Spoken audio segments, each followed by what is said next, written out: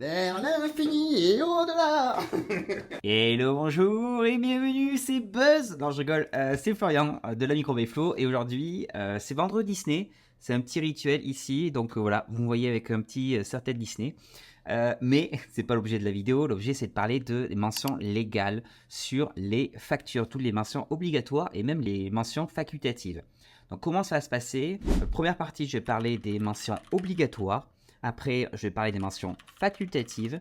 Et enfin, on va faire un test avec directement une facture qui est super bien réalisée. Et on va identifier chacun des éléments. Donc ce que je t'invite à faire, c'est directement prendre une facture que tu as. Et comme ça, tu vas pouvoir vérifier si tu as toutes les bonnes mentions sur les factures que tu es en train d'émettre. Est-ce que tu es prêt? Prête? C'est parti! Wouhou! Allez, on va commencer par les mentions obligatoires. Je vais te faire une liste et tu vas pouvoir vérifier si tu checkes bien tout ça. Alors, il va y avoir la mention facture. C'est écrit en gros, comme pour les devis, la mention devis. Et là, c'est une facture, donc la mention facture. Le numéro de facture. Attention, il faut bien respecter la numérotation chronologique. La date d'émission de la facture, quand est-ce qu'elle a été créée, cette facture.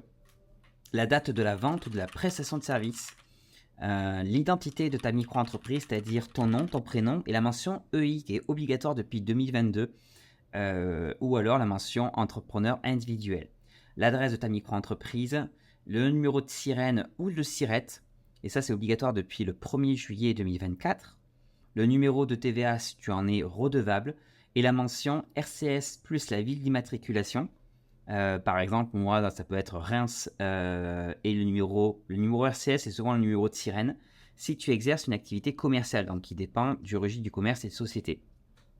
Pour les activités libérales et les activités artisanales, pas besoin de mettre ce numéro RCS, que vous n'êtes pas inscrit au RCS. L'identité du client. Alors, si c'est un particulier, soit le nom ou le prénom, ça peut suffire. Si possible, soit le nom, prénom ou le prénom, mais surtout la ville. Très important. Ça, c'est le strict minimum. Si c'est un professionnel, il faut indiquer la raison sociale. Est-ce que c'est une EURL, une EI, une SASU, etc. L'adresse, le nom, bien sûr, de l'entreprise, le numéro de sirène ou SIRET et le numéro de TVA de l'entreprise. Après, on s'occupe de la partie désignation, les produits ou les services. Donc là, il va falloir mettre une dénomination précise. Pas juste logo, pas juste, je sais pas moi, cuisine. Non, il faut quand même indiquer la dénomination précise. Donc, je sais pas moi, création d'un logo au format machin. Donc, il faut expliquer parce que si après il y a un litige commercial, c'est bien de pouvoir le préciser dessus, qu'est-ce qu'il y a eu, qu'est-ce qui a été en gros vendu. La quantité, le prix unitaire hors taxe, donc ça c'est pour chacune des lignes, et le taux TVA s'il y a une TVA dessus. Donc quantité, prix unitaire et le montant aussi de la ligne, le montant total. Je prends un exemple, si vous avez marqué, je sais moi, 38 euros par heure, donc ça c'est le prix unitaire, la quantité, il y a 4 heures, et après il faut mettre 4 fois 38, il faut mettre le montant total hors taxe de la ligne. Le type d'opération pour chaque ligne, est-ce que c'est de la livraison de biens, de la prestation de service ou une opération mixte? Alors ça, on peut le mettre pour chaque ligne ou alors on peut le mettre directement en note en bas de page ou au-dessus de la page sur la facture. Le total à payer, donc le total hors taxe et si tu factures la TVA, il faut indiquer le montant de la taxe à payer, les différents taux de TVA applicables et le total TTC, toutes taxes comprises. C'est-à-dire que si tu ne factures pas la TVA, normalement, tu ne devrais pas avoir de TTC. Si tu es en micro-entreprise, et c'est le cas si tu regardes cette vidéo, j'espère, tu indiques la mention TVA non applicable, article 293B du CGI, uniquement si tu as l'exonération de TVA, la franchise en base de TVA. Ça, c'est pour 90% des micro-entrepreneurs qui se lancent. Par contre, si tu n'es plus en exonération de TVA ou si tu as une exonération de TVA qui est différente, en fonction, si tu, je sais pas moi, tu es psychologue, tu fais de la formation, etc., c'est pas la même mention. Mais normalement, pour les micro-entrepreneurs, c'est TVA non applicable, article 293B du CGI. Et si tu factures la TVA, tu ne dois pas avoir cette mention-là. La date de paiement ou la date, c'est-à-dire la date à laquelle le client doit te régler ou la date à laquelle tu attends le paiement. Je prends un exemple. Soit tu dis paiement dans, je sais pas, 30 jours réception de la facture ou alors échéance en gros le 28 août. Si ton client est une entreprise, il faut aussi indiquer les indemnités pour frais de recouvrement de 40 € et les pénalités en cas de retard de paiement. Donc ça, c'est pareil, obligatoire si tu factures des professionnels. Alors quand même, il faut savoir que si tu manques une de ces mentions obligatoires ou si tu as marqué une mention qui est inexacte, c'est 15 € d'amende, en gros, par mention légale et par facture. Et là, ça peut chiffrer haut, mais attention, il y a quand même un petit bouclier, c'est-à-dire que ça ne peut pas dépasser 25% du montant de la facture. Si je prends un exemple, tu as fait une facture de 100 € et que tu as 4 mentions légales qui ne sont pas bonnes, que tu as oublié ou tu n'as pas mis les bonnes, ben en gros, normalement, ils devraient te facturer 15 fois 4, ça fait 60 €. Mais ils ne peuvent pas dépasser un quart du montant de la facture. Le quart de la facture, c'est 25 €. Donc, ils te mettront une amende de 25 € sur cette facture-là. Après, s'il y a trop de factures qui ont des problèmes ou alors tu as traficoté les factures, là, ça peut chiffrer avec des amendes des administratives qui peuvent aller encore bien plus haut. Et maintenant, passons aux mentions facultatives. Ça, ce sont des mentions que tu peux ajouter sur la facture pour la préciser, pour encadrer un peu plus sa relation. Alors, il y a l'unité pour la quantité des produits. Donc, la quantité, c'est une obligation, mais l'unité, c'est-à-dire qu'est-ce que tu factures, ça, c'est pas une obligation. Donc, tu peux indiquer heure, forfait, mètre carré, je sais pas moi, demi-journée, etc. Ça, c'est l'unité. Le capital social de l'entreprise de ton client ou ta cliente, ça, par exemple, si tu factures des sociétés, tu n'es pas obligé d'indiquer leur capital social. Le numéro d'immatriculation au répertoire de métier de ta cliente.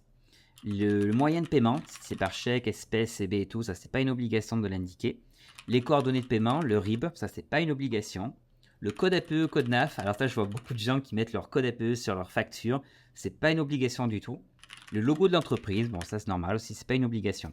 Si le montant de la facture est inférieur à 150 €, pas d'obligation d'indiquer la mention TVA non applicable, article 293B du CGI. Bon, je t'invite quand même à l'indiquer, mais sache que tu n'as pas l'obligation. Et encore, petit point police, mais si tu mets une mention facultative qui n'est pas exacte, donc ça veut dire que ça fait partie des mentions qui n'est pas obligatoire, mais que tu l'as mis et qu'elle n'est pas exacte, qu'elle est trompeuse, là aussi tu peux avoir des pénalités. Parlons maintenant des mentions spécifiques en fonction de ta situation.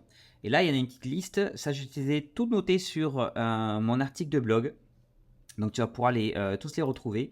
Il va y avoir la mention pour les micro-entrepreneurs, auto-entrepreneurs, TVA non applicable, article 293B du CGI.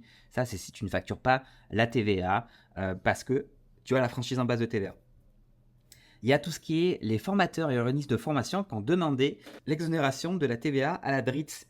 Donc ça, il faut indiquer TVA non applicable en application des dispositions du 4 de l'article 261 du Code général des impôts. Bon, tu peux dire très rapidement TVA non applicable, article 261 du Code général des impôts. Les psychologues, psychanalystes et psychothérapeutes, pareil, TVA non applicable, article 261 du Code général des impôts, ou la mention beaucoup plus précise, TVA non applicable en application des dispositions du 1 du 4 de l'article 261 du Code général des impôts. Parce qu'il faut savoir que les psychologues, psychanalystes et psychothérapeutes ont une totale exonération de TVA sur ces prestations-là. Alors attention, il faut avoir le diplôme pour pouvoir exercer en tant que psychologue, psychanalyste et psychothérapeute. Pas t'amuser à te lancer comme ça. Tout ce qui est prestation de services facturés à l'étranger, j'avais fait aussi un article dessus, il n'y a pas de TVA, parce qu'on facture une prestation de service à l'étranger, donc à une entreprise basée dans un autre pays de l'Union européenne ou en dehors de l'Union européenne, il n'y a pas de TVA. Mais quand il n'y a pas de TVA, qu'il y a une exonération, il faut l'indiquer pourquoi. Et donc, si l'entreprise est basée dans l'Union européenne, il faut indiquer auto-liquidation ou alors TVA due par le preneur, article 283-2 du CGI, pardon, ou TVA due par le preneur, article 44, directive 2006, machin chose, tu le vois à l'écran. Si l'entreprise est basée en dehors de l'Union européenne, c'est la TVA non applicable, article 259-1 du CGI. Donc ça, c'est si tu factures une entreprise en dehors de la France. Tu es membre d'une association agréée, alors ça se fait plus trop, mais c'est les AGA, les associations agréées. Ça, il faut que tu l'indiques, membre d'une association agréée, le règlement par chèque et par carte bancaire est accepté. Ça, il faut indiquer cette mention-là. Bon, normalement, ça ne concerne pas vraiment les micro-entrepreneurs. Et si tu passes par une plateforme en ligne, alors ça, c'est pas toi qui dois le mettre, normalement, c'est les plateformes. Je te prends un exemple, par exemple, si tu passes sur Crème de la Crème ou Malte, ces plateformes-là vont prendre une partie de la commission sur ce que tu vas facturer de tes clients et te reverser les sous. Et normalement, ils doivent faire des factures pour ça et ils doivent marquer la mention auto-facturation. Normalement, ça, c'est obligatoire. Bon, ça, c'est pas trop toi à le vérifier. Normalement, sur la plateforme de faire ça correctement. Pour ceux, les artisans qui ont obligation d'avoir une assurance décennale, tout ce qui est artisan du BTP, il faut indiquer les références du contrat, les coordonnées de l'assureur et du garant, la couverture géographique du contrat. Donc ça aussi, il faut pas oublier de l'indiquer.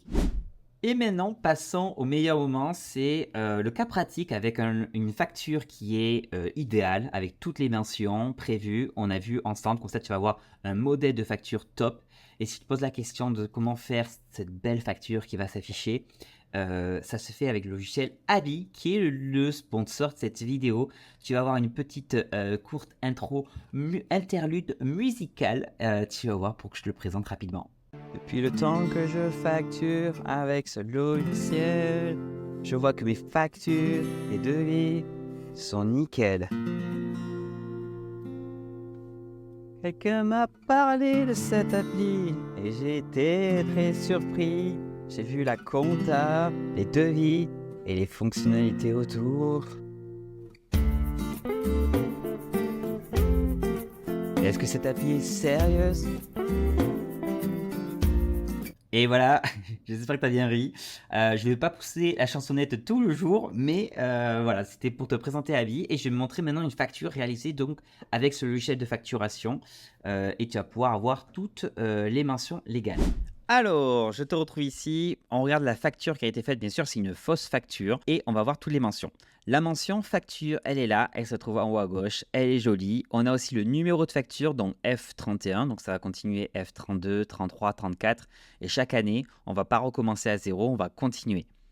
On a après la date d'émission. La date d'émission, elle se trouve ici.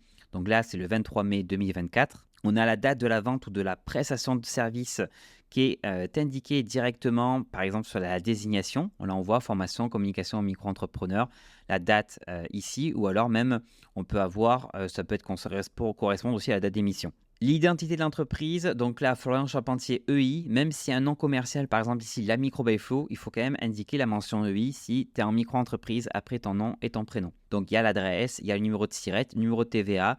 Alors, le numéro de TVA sur Abi, il s'affiche directement. Tu peux l'enlever si tu veux, mais même si tu n'as pas la TVA, tu peux indiquer ce numéro TVA. Il n'est pas actif en lui-même, mais tu peux l'indiquer. On continue. Identité du client. Donc là, c'est Bru, le ministère de l'économie et des finances. Il y a ça, rue de Bercy. Numéro de SIRET, numéro de TVA, on est bon. Donc ça, tout est bon.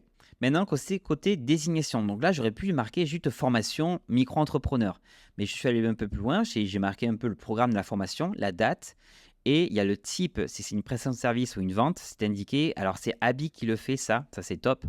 J'ai la quantité, le prix unitaire, le montant hors taxe, donc ça c'est top. Et j'ai l'unité, donc là, qui est affiché de base chez Abi, on peut le désactiver.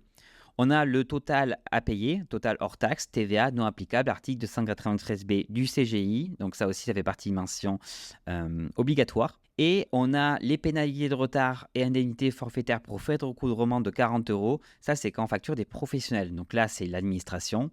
Donc, c'est une entreprise en soi. Et donc, il faut indiquer ces mentions-là. Le délai de paiement, 30 jours. Et en plus, il y a même la date d'échéance d'exigibilité du paiement. Donc là, on a tout sur les mentions obligatoires. C'est top. Ça fait la 4e fois que je dis ça. Concernant les mentions facultatives, on en a quelques-unes aussi, comme je l'ai dit, unité. Il y a les coordonnées de paiement avec le RIB. Si vous voulez me faire un virement, c'est par ici. Enfin non, ça c'est un ancien RIB. Et voilà, donc ça se fait avec le logiciel Abi. Il y a une version gratuite. Et sinon, il y a une version payante qui va permettre de faire la déclaration URSSAF, l'aide à la déclaration de TVA, etc. C'est un logiciel que moi je recommande vraiment. Je vous mets le lien directement en bas dans la description pour pouvoir s'inscrire directement sur Abi. Bon, maintenant je vais répondre à 2-3 questions qui peuvent revenir souvent sur la partie mention légale et que je vois souvent qu'on me pose. Je me suis fait une petite liste ici. Alors, comment ça se passe si vous avez fait des erreurs de facture sur les anciennes factures là? Par exemple, vous n'avez pas encore la vidéo, la Micro by Flo, et vous dites tiens, ça fait 3 ans ou 3 mois que je facture pas comme il faut avec les mentions. Ce n'est pas grave, il ne faut pas refaire les factures que vous avez faites il y a 3 ans. Il ne faut pas revenir dessus, il ne faut pas les rééditer.